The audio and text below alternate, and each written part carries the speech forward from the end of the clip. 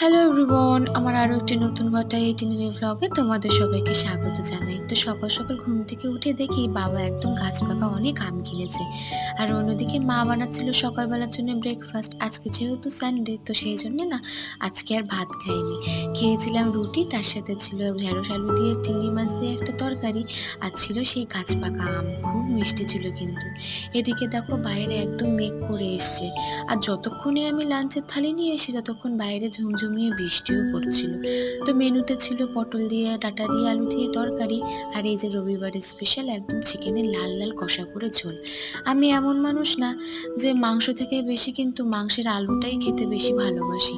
ভালো লাগে কিন্তু আমার খুবই। তো দেখো খাওয়ার পরে আমি একটা কোল্ড রোলের এই টক দইটা খেয়ে নিয়েছিলাম। আর আজকে রাত্রেবেলার ডিনারে কিন্তু সিম্পল মেনু ছিল ছিল হচ্ছে দুপুরবেলা সে চিকেন কষা আর গরম ভাত। তোমাদের ভিডিওটি ভালো লাগলে অবশ্যই লাইক করো।